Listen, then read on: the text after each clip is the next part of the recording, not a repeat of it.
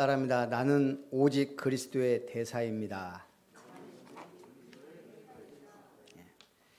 대사는 그 나라를 대표하는 외교관입니다. 여러분은 하나님 나라의 외교관이자 대표인 줄 믿습니다. 지금 벨기에 대사 부인 때문에 좀 시끄러워요. 목가게 직원 뺨을 사정없이 때려가지고 벨기에 대사가 그 부인이, 그리고 또 환경미화원하고 또 다툼이 있어가지고요. 또 뺨 때리고, 이 여자 특기가 뺨 때리는 거예요. 그래서 이게 이제 벨기에 보고가 되고, 벨기에 대사는 그 부인 때문에 바로 본국 소환 명령이 떨어졌더라고요. 대사는 그 나라의 대표예요. 근데 이제 이분 이름이 수에치우 시양씨라고 중국계라고 밝혀졌어요.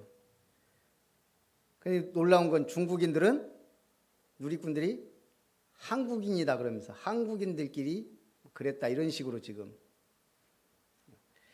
중국 사람들 참 신기해요. 외국 얘기하지 말라 그러는데. 예. 아니, 유명한 사람은 다 자기 나라 사람이라 그래요. 요즘은 뭐 윤동주 씨는 말할 것도 없고, 손흥민도, 김연아도 조선족이래요. 조선족. 말은 조선족이죠. 우리가 조선족이라. 근데 무리를 일으키면 자기 나라 사람 아니래요. 어찌됐든 우리가 오직 그리스도의 대사다. 이게 몇 년도 건지는 모르겠지만 세계에 유대인들은 막 흩어졌어요. 디아스포라.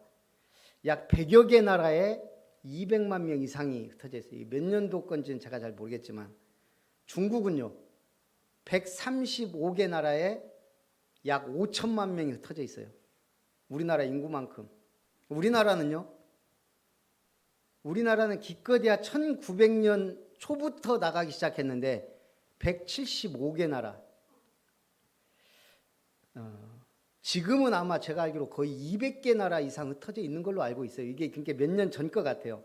500만 명 정도였으니까 지금 2019년 기준으로 750만 명이 나가 있어요. 우리나라가. 어마어마하게 나가 있는, 인구 대비 제가 볼 때 가장 많이 나가 있어요. 세계에서 인구 비율 세계 여행을 가장 많이 하는 나라 한국이에요. 신기하죠. 하나님이 우리나라 체질 빨리빨리 막 흩어져. 뭐하라고? 복음 전하라고.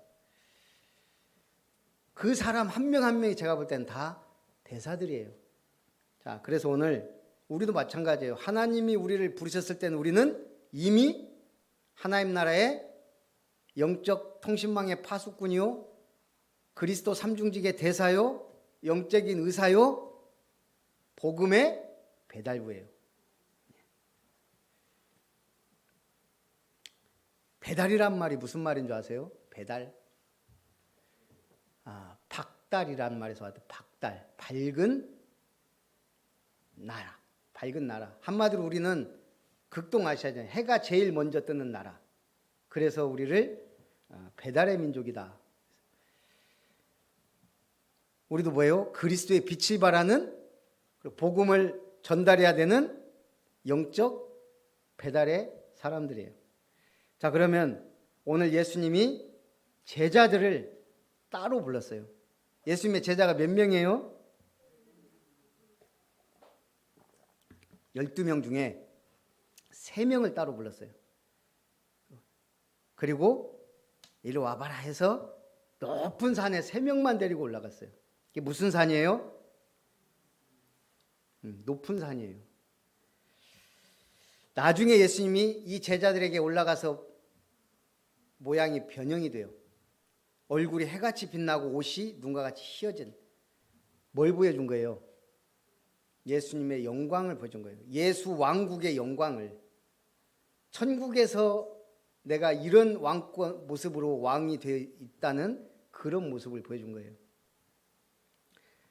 오늘 제자들을 따로 부르셨어요. 여기서 우리는 뭘 느껴야 되냐?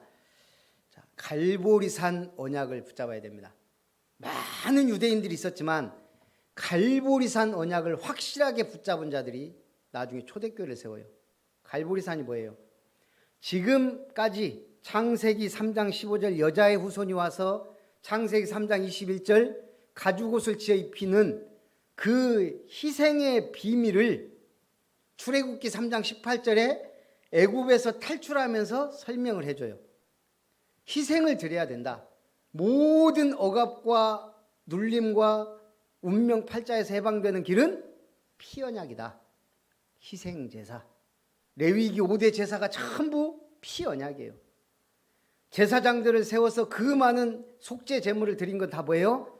피 언약이에요. 이 언약의 성취, 예수님이 갈보리산에서 십자가 달리면서 마지막 하신 말씀이 뭐예요? 다 이루었다. 끝났다는 거예요. 모든 구약의 제사 끝났다. 모든 과거 문제, 창세기 3장 문제 끝났다. 그 선언이 다 이루었다. 요한복음 19장 30절이에요. 갈보리산 언약이 뭐라고요? 다 끝났다예요. 그게 복음의 시작입니다. 그 은혜 받은 사람이 뭐예요? 자기 십자가를 지고 나를 따르라. 우리 은혜 받은 자예요. 그 은혜를 받았으니 누구를 따라야 돼요? 주님 따르는 거예요. 그 중에 또 하나님이 부른 사람들이 감람산에 모인 거예요. 자, 감람산에서는 뭘 주셨어요? 영원한 언약, 변치 않은 언약. 그 감람산의 언약이 뭐예요? 그리스도예요. 십자가에서 끝냈다는 거예요. 그분은 부활하셔서 하나님 나라의 일을 말씀하셨어요. 오직 성령이 되어 임하시면 권능받고 어디까지? 땅끝까지 증인이 될 것이라는 약속을 주셨어요. 지금도 유효해요. 그 완전한 영원한 언약이 감람산의 소명이에요. 이 사람들이 이제 어디로 모인 거예요? 구체화시킬 사람들을 마가다락방에 모인 거예요. 이 언약을 구체화시킬 수 있도록 교회를 세운 거예요. 그게 초대교회입니다. 우리가 첫 번째 대통령을 초대 대통령이라 그러죠. 처음 세워진 교회. 내가 이 반석 위에 내 교회를 세우겠다. 주님이 최초로 세운 초대교회는 로마를 복음하는 언약의 여정을 쭉 보여줘요. 그래서 오늘 이 초대교회가 탄생하는데 누가 쓰임받아요? 제자들이. 우리 과학에는 수학인가요? 질량 보존의 법칙이라는 게 있어요. 이게 뭐죠? 물질이 화학 반응을 일으켜서 뭐 변화가 되더라도 그 질량은 동일하다는 거예요. 이걸 요즘에 또라이 수 보존의 법칙이라는 말로. 어느 사회를 가든 또라이가 반드시 몇 명은 있다는 거예요. 직장을 4번 바꾸고 친한 친구 10명이 직장 생활하면서 증명된 법칙이라고 어떤 분이 올렸어요, 글을. 회사를 다니다 보면 또라이 질량 보존의 법칙이라는 게 있는데 이건 언제나 어디서나 일정 수의 또라이가 존재한다는 법칙이다. 내 위에 상또라이가 있다 해서 팀을 옮기잖아요. 그럼 옮긴 곳에 똑같은 또라이가 있어요. 조금 덜 또라이다 싶으면 대신 그런 놈이 여러 명이 있어요. 회사를 옮겨보면 거기에도 역시 똑같은 놈이 있어요. 이를 악물고 버텼더니 어느 날 또라이가 회사를 그만두는 기적이 일어났어요. 하지만 기뻐하긴 일러요. 그 자리에 또 다른 또라이가 들어온다는 거예요. 만약 우리 회사에는 또라이가 없다. 본인이 또라이일 확률이 높다는 거예요. 또라이 보존의 법칙. 저는 이걸 바꾸고 싶어요. 교회 안에는 일꾼이 있어요. 또라이만 있는 게 아니고 반드시 일꾼, 어떤 조직이든 그 조직을 이끌어가는 리더와 일꾼이 있어요. 교회에는 또라이가 없어요. 복음 가진 교회에는 뭐만 있다? 제자만 있다. 그래서 오늘 우리는 당연, 필연, 절대 언약을 이루어갈 제자가 있다. 그 수는 하나님이 분명하게 어느 정도 일정 수를 주세요. 그래서 우리는 제자 불변의 법칙이에요. 그래서 여러분들이 서밋이 되기 위해 노력해야 돼요. 아름다운 교회에서 서밋 됐다. 그분은 어마어마한 축복을 받습니다. 교회 안에 큰 응답 받을 분들은 분명히 있어요. 네, 반드시. 렘넌트들 중에도 어마어마한 다 받으면 좋겠지만 다 받을 수도 있고 대표적으로 받을 수도 있어요. 자, 그래서 첫 번째, 제자 3명을 데리시고 따로 높은 산에 올라가셨습니다. 예수님께서 그들 앞에서 변형되사 그 얼굴이 해같이 빛나며 옷이 빛과 같이 희어졌더라. 그때 예수께서 누구와 더불어 말씀하세요? 예수님이 확 변하는데 거기에 누가? 모세와 엘리야가 함께 더불어 말씀을 나눠요. 자, 3명을 어떻게 선발했을까요? 기준이 뭘까요? 손들어. 내가 오늘 중요한 현장에 가니까 손들어 했을까요? 성경은 제비 뽑기 원리로 해요. 제비 뽑았을까요? 자, 12명 모여봐. 자, 이 젓가락 중에 긴 거 붙잡은 새 놈만 간다. 그랬을까요? 예수님이 직접 부르셨어요. 베드로, 이리 와. 야고보, 요한이 2번째예요. 야고보, 너 나를 따르라. 그렇게 해서 높은 산에 올라가서 거기서 자기의 영광을 보여준 거예요. 예수 그리스도 왕국의 왕으로서의 영광을 보여준 거예요. 하나님의 아들로서의 그 빛나는 광채와 영광을 보여준 거예요. 왜 이 3사람을 불렀을까요? 예? 답이 안 나와요. 조금 멀리 보면 예수 그리스도의 왕국을 제대로 세울, 하나님이 주님이 몸된 교회를 제대로 세우고 확장할 기둥 같은 일꾼 3명을 그 중에 선발한 거예요. 이 3명이 가장 기둥 같은 인물들이에요. 물론 다 교회 세우고 다 전도하다가 순교했지만 그 중에 가장 교회를 확실하게 세울 기둥 같은 제자들이에요. 기준이 그거예요. 그러면서 모세와 엘리야와 더불어 얘기했어요. 모세가 누굽니까? 구약의 선지자 중 가장 그리스도를 잘 설명한 인물이에요. 그 삶 자체가 그렇죠. 약속의 땅 가나안 땅까지 광야길을 인도하신, 우리를 언약의 백성 삼아 천국까지 인도할 그 지도자로서의 모습, 그리스도의 모습을 가장 잘 설명한 인물 모세. 거기다가 하나님의 말씀을 받은 율법의 대표 모세.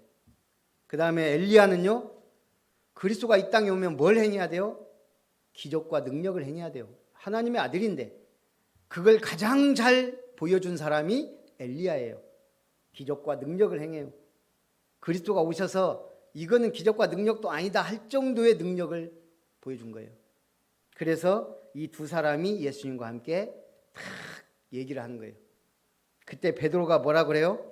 자기가 뭔 소리 한지도 모르고 그 소리를 해요. 주여, 우리가 여기가 좋사오니 초막 셋을 짓되 하나는 주님 거, 하나는 모세 거, 하나는 엘리야 거. 우리 여기서 영원히 삽시다. 얼마나 엄청난 모습이었겠어요. 예수님의 그 모습과 자기들이 그렇게 존경했던 모세와 엘리야가 함께 있으니 지금 땅의 일이 생각이 안 나는 거예요. 우리가 여기가 좋사오니 초막 셋을 짓되.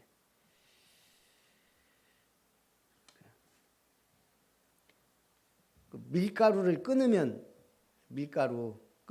좋은 점이, 어떤 분이 이렇게 우스갯소리 올렸어요. 배 아픈 게 사라지고 여드름도 많이 들어가고 몸 찌뿌둥한 게 사라졌대요.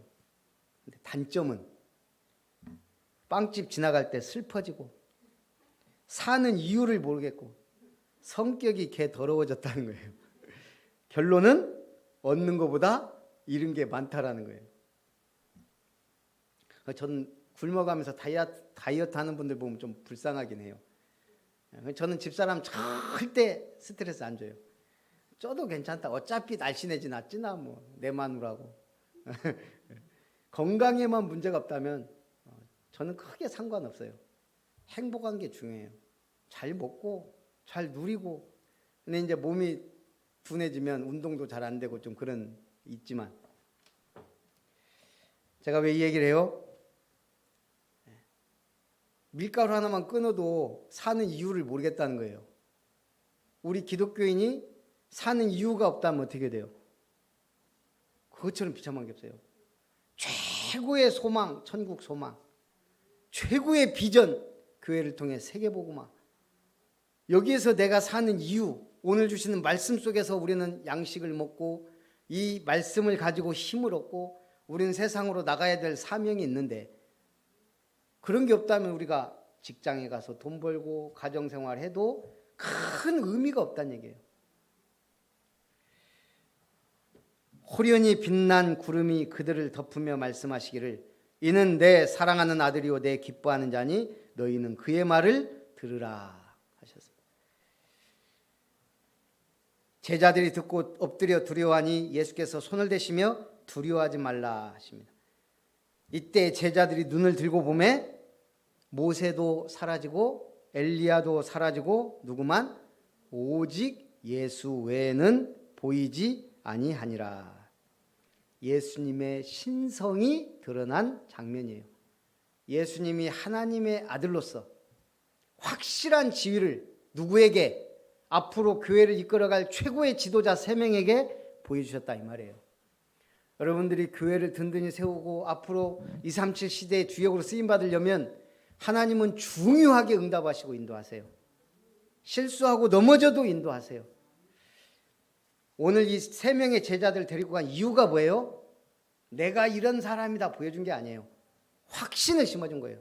앞으로 어떤 일이 일어나더라도 흔들리지 말라는 확신.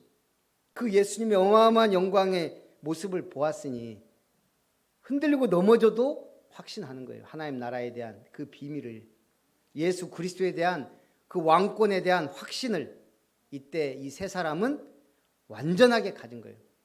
그 다음 확신이 뭐예요? 나중에 예수님 부활하셔서 본 것과 성령이 임했을 때 또 다른 확신이 생겼습니다.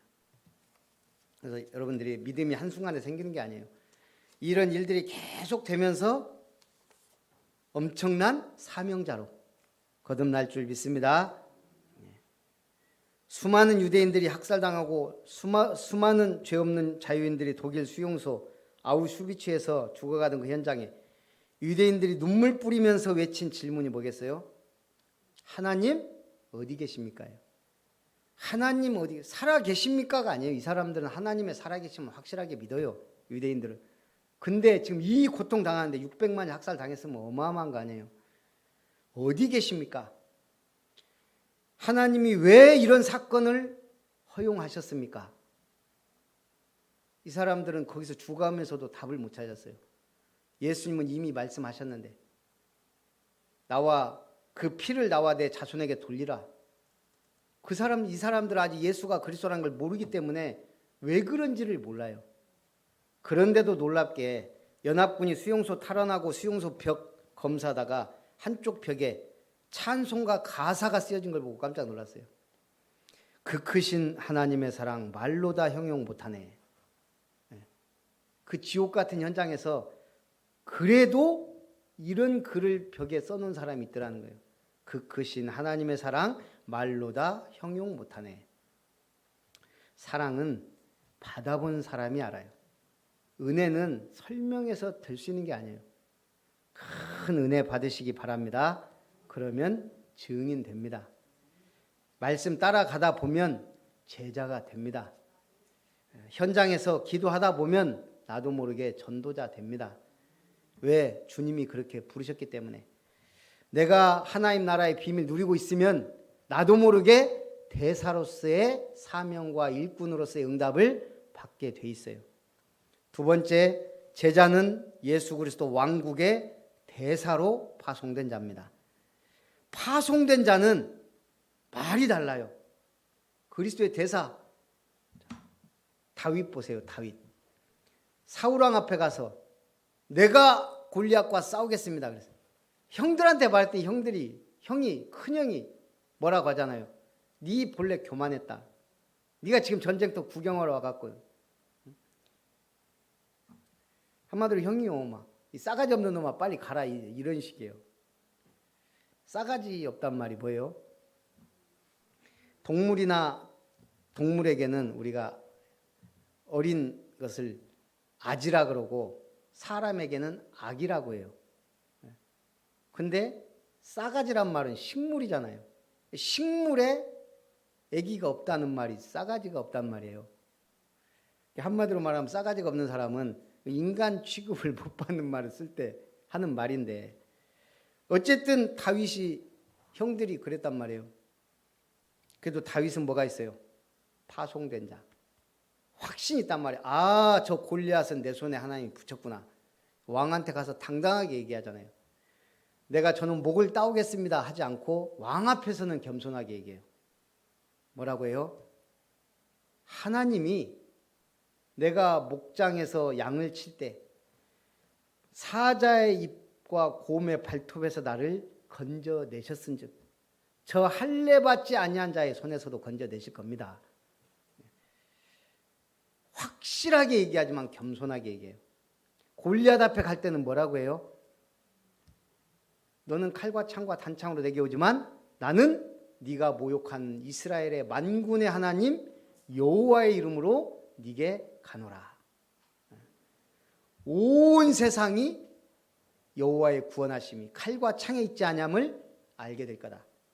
오늘 블레셋 군대를 네 목을 내 손에 붙였느니라. 파송된 자가 뭐가요? 다르다니까요. 다윗은 확신이 있었다는 얘기예요. 확신. 예, 파송된 자. 이 확신이 없었으면 뭐라 그래요? 혹시 하나님이 나와 함께 하시면 너는 죽었다 그러고 가야 되는데 혹시란 말을 안 썼어요. 골리앗 앞에서는. 파송된 자. 옆에 분하고 인사합니다. 성도님은 파송된 대사입니다. 대사 같이 보여요? 대사는요 모든 걸 책임져요. 아까 제가 우편배달부하고 대사하고 얘기했지만 우편배달부는 요즘은 그나마 차라도 나왔더라고요. 그것도 작은 소형차 귀엽게 생겨갖고. 그전에는 오토바이 타고 다녔어요. 대사가 오토바이 타고 다녀요. 대사는요 참 멋진 차예요. 국기 꽂고 다니고요.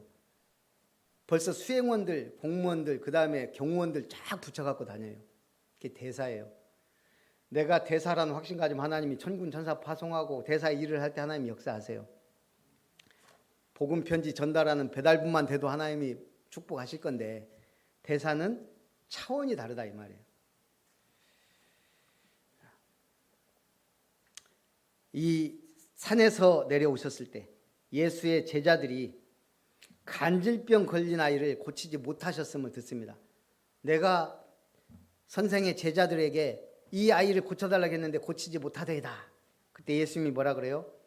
믿음 없고 패역한 세대여, 내가 얼마나 너희와 함께 있으며 얼마나 너희에게 참으리오. 지금 예수님이 제자들을 뭘로 본 거예요?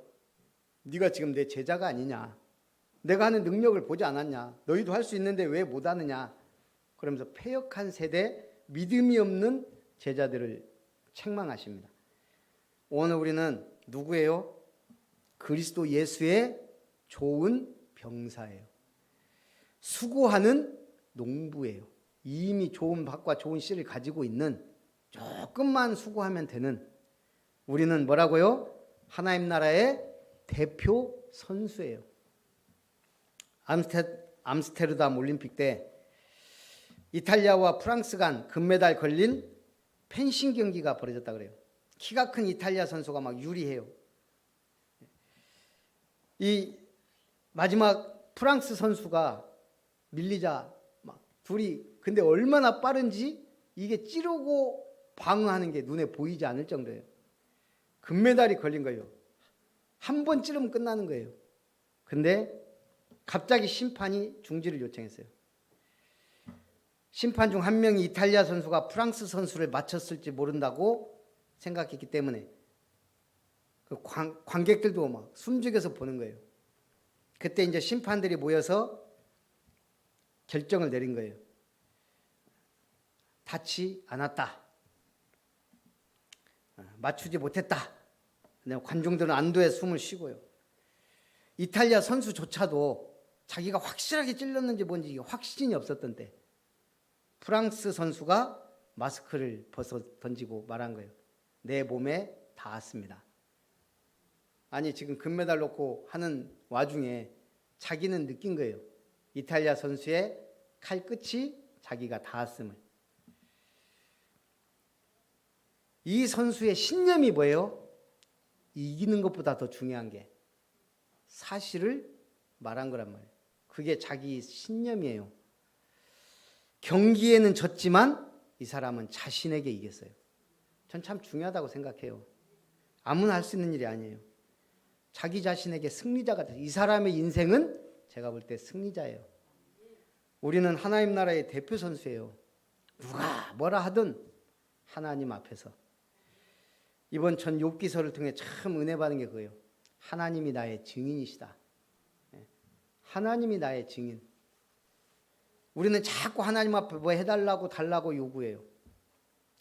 자꾸 하나님을 내 편으로 끌어들이려고 그래요.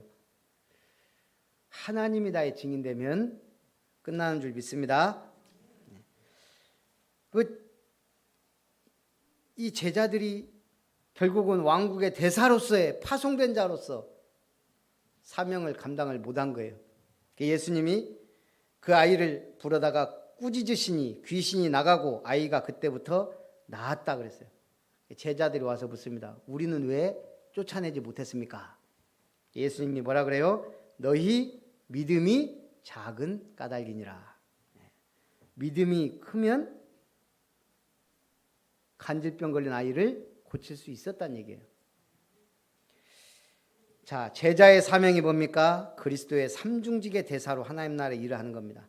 왕으로서 우리는 뭐 해야 돼요? 영적 싸움을 싸워야 돼요. 내 교회, 우리 가정, 현장을 지키고 보호하는 건 나의 책임이에요. 왕이면서 파수꾼이에요. 누가 지켜요?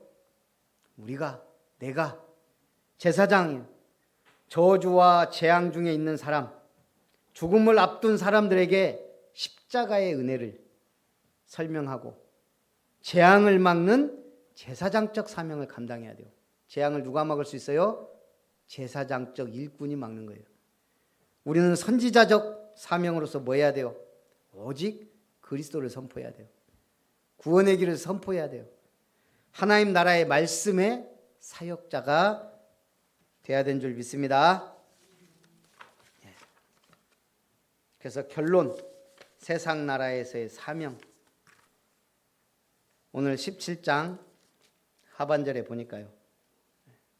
22절부터 인자가 장차 사람들의 손에 넘겨져 죽임을 당하고 제3일에 살아날 것을 다시 말씀하셨어요. 잊어먹지 말라는 거예요. 십자가와 부활. 오늘 우리는 심부름하는 대사입니다. 보좌 위에 앉으신 하나님의 말씀의 심부름, 구원과 모든 문제 해결하신 그리스도의 명령에 대한 심부름, 성령의 역사의 증인 되리라는 언약 전달의 심부름. 그러면서 오늘 24절부터 보니까 예수님이 가버나움에 이르니 반세계를 받는 자들이 베드로에게 나와 이르되 너의 선생은 반세계를 내지 않느냐 하느냐. 성전 관리하는 세리가 따로 있어요. 이 사람들은 성전세를 거둬요. 유대인이라면 1년에 반세계를 성전 관리비로 내야 돼요. 유대인이라면. 그러니까 예수님에게도 말하는 거예요. 너희 선생은 성전세를 내지 않느냐 이 말이에요.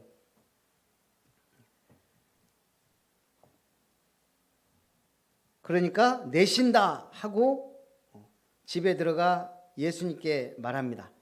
그때 예수님이 뭐라 그래요? 시몬아, 네 생각은 어떠냐? 세상 임금이 누구에게 세금을 받느냐? 자기 아들에게냐 타인에게냐? 뭐라 그래요? 아들에게 세금 받아요, 왕이? 안 받죠. 타인에게 받습니다. 예수님이 이 말은 뭐예요? 성전세를 누가 내야 돼요? 유대인들이 내야 돼요. 하나님의 성전은 하나님의 아들이 성전세 내야 돼요, 안 내야 돼요? 안 내야 돼요. 지금 예수님이 그 말한 거예요. 너희 생각은 어떠냐? 하나님의 아들이 성전세를 내야 되냐? 안 내야 되냐? 그런데 너희는 내야 돼요, 안 내야 돼요? 우리는 내야 돼요, 안 내야 돼요? 안 내야 돼요. 왜? 예수를 믿는 사람은 하나님의 양자가 됐단 말이에요. 그러니까 성전세를 안 내도 돼요. 영적으로 따지면. 그런데 뭐라 그래요? 그들이 모르니까 실족하지 않기 위하여 오해하지 않도록 세를 내자. 근데 돈이 없어요. 그러니까 뭐예요? 바다에 가서 낚시를 던지면 고기가 잡힐 건데 그 속에 뭐가? 돈 한 세계를 얻을 것이니 가져다 나와 너를 위하여 주라. 굳이 제자들한테 아니면 예수님 막 무리들한테 뭐 헌금 같은 거 많이 낼 건데요. 예수님이 한마디만 하면 될 건데 굳이 바다에 가서 낚시해서 고기 잡아서 배를 가르면 거기에 돈이 한 세겔 있으니까 그걸 나와 너희를 위해 주라. 예수님이 사람 손을 빌리지 않고 이 말 속에 뭐가 있어요? 세금 낼 때 또 22장에 뭐 있죠? 우리가 가이사에게 세금 내야 됩니까? 안 내야 됩니까? 그러니까 하나님 주님이 뭐라 그래요? 가이사의 것은 가이사에게, 하나님의 것은 하나님께 바쳐라. 지금 성전세를 예수님과 베드로의 것은 사람 손을 빌리지 않고 내시겠다 이거예요.